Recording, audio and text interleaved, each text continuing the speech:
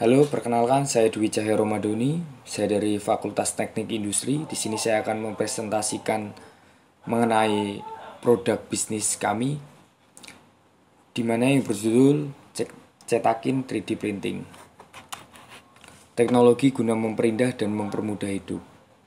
Ini adalah anggota kami, di mana saya sebagai ketua, kemudian Eli Prastio memegang produksi, Dedi Nugroho desain dan quality control, Aditya Bagus sebagai administrasi keuangan, Henry Gunawan sebagai marketing. Kami memiliki visi yaitu menjadi perusahaan yang unggul dan maju pada bidangnya, menciptakan produk yang inovatif dan tepat guna dengan kualitas yang sesuai permintaan pasar, menggapai berbagai sektoral pasar baik dalam maupun luar negeri. Kami memiliki misi yaitu memberikan pelayanan terbaik kepada setiap konsumen, mengembangkan produk sesuai kebutuhan dan permintaan pasar, menjalin kerjasama yang baik kepada konsumen dan mitra usaha dalam berbagai bidang. Yang terakhir, menawarkan harga yang terjangkau dengan kualitas yang kompetitif. Kemudian yang dibuat oleh perusahaan kami yaitu interior, action figure, part-part mesin, kemudian aksesoris, kemudian maket atau 3D printing untuk miniatur building, dan pengembangan lainnya. Dan problem yang kami hadapi, Jack Ma pernah berkata, "Never give up, today is hard, tomorrow will be worse, but the day after tomorrow will be sunshine." Yang berarti jangan pernah menyerah, hari ini sulit, besok akan lebih buruk, tetapi lusa akan cerah.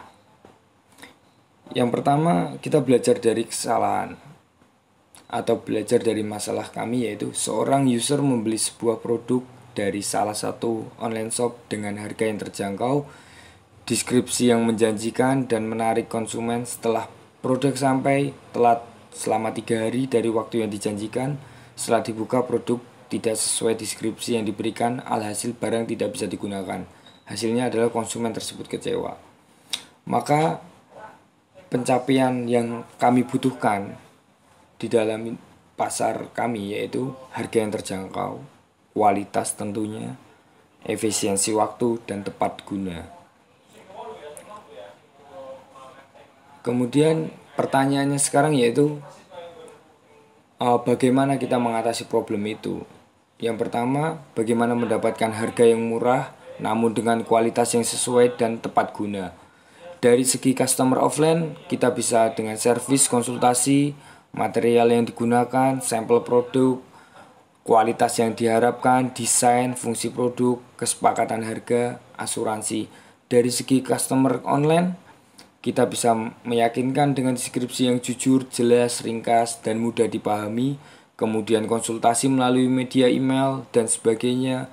Kemudian asuransi, return barang, kemudian memilih material terbaik. Bagaimana mendapatkan efisiensi yang cepat?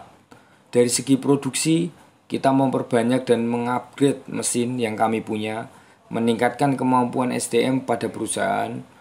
Kemudian dari segi pengiriman, yang pertama, menjalin kerjasama yang baik dengan mitra perusahaan dalam bidang ekspedisi atau pengiriman. Yang kedua, tidak melakukan penundaan pengiriman jika tidak ada urusan mendesak. Yang ketiga, meningkatkan profesional SDM dalam perusahaan. Kami akan menjelaskan sekilas proses produksi mesin untuk gambaran. Yang pertama yaitu proses desain produk, yaitu desain dibuat menggunakan software SolidWorks atau Siemens, yang kemudian diproses ke dalam software Slicer. Dari software Slicer, desain akan diubah menjadi program G-code atau yang biasa kita kenal untuk dunia teknik itu seperti CNC. Kemudian program inilah yang akan dimasukkan ke dalam mesin. Fungsi daripada aplikasi ini sendiri yaitu menyesuaikan format desain yang dibuat agar bisa diproses di mesin 3D printing. Nah, contoh di sebelah kanan itu adalah contoh waktu sudah dari SolidWorks, atau misalkan kita menggunakan Siemens, Nah, itu posisinya yaitu udah kita masukkan ke slangers. Oke. Kemudian yang kedua yaitu proses peluburan untuk pelelehan material, di mana dengan listrik mesin akan menyala dan memanaskan headstock header pada mesin. Kemudian filamen yang sudah masuk ke headstock akan meleleh karena efek suhu panas yang tinggi. Dengan listrik mesin akan menyala dan memanaskan headstock header pada mesin. Filamen pada yang sudah masuk ke headstock mesin akan meleleh. Seperti itu kurang lebihnya. Kemudian yang ketiga itu proses pembentukan produknya, bisa dilihat di gambar. Itu dari benang gulungan bisa menjadi sebuah produk yang sesuai program yang kita buat. Jadi lelehan filamen akan disemprotkan pada titik yang telah ditentukan sesuai dengan desain yang masuk pada program tersebut.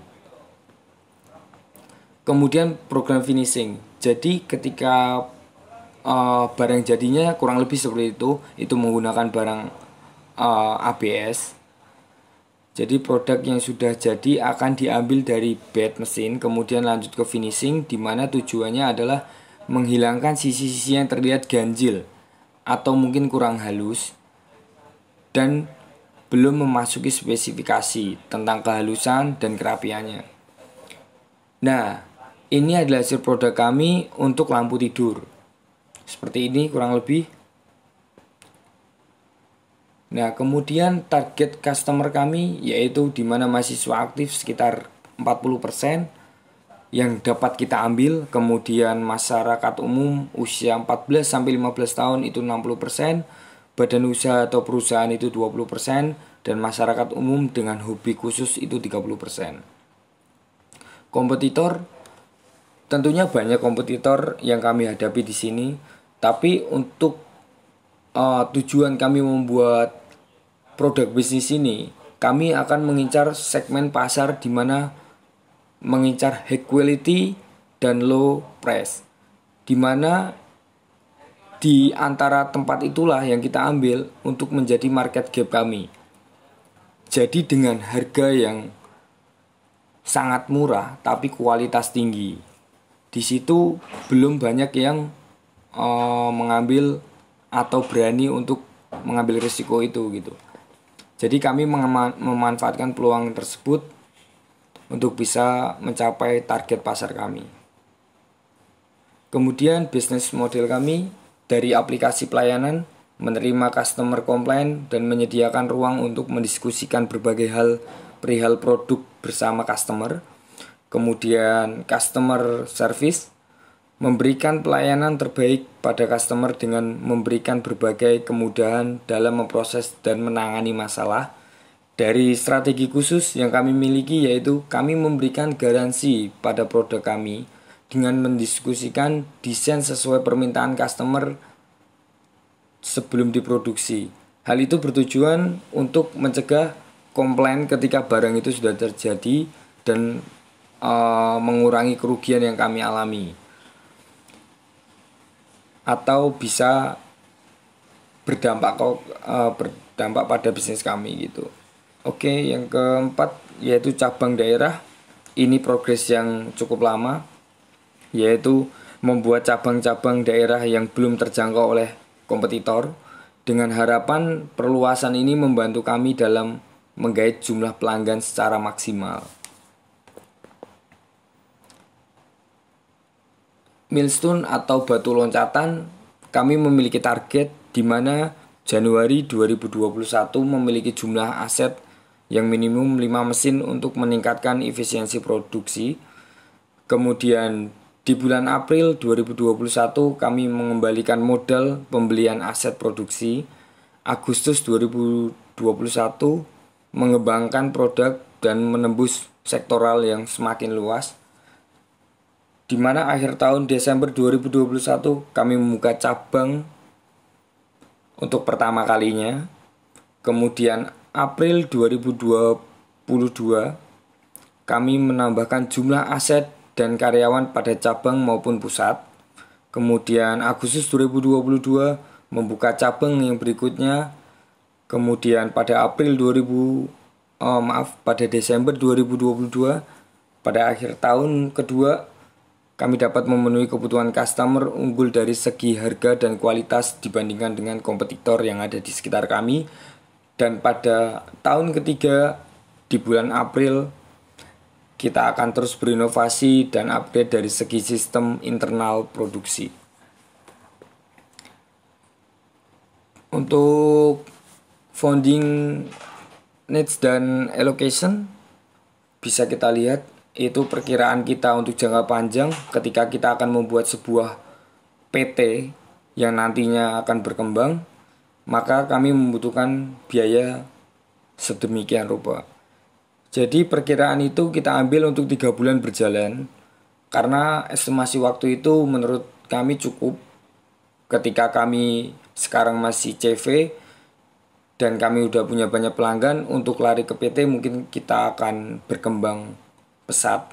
Jadi kita butuh waktu 3 bulan untuk runway dalam beberapa bulan pendanaan tersebut. Kemudian ini adalah gambaran dari keuangan kami di bulan September dan Oktober kemarin. Oke, next.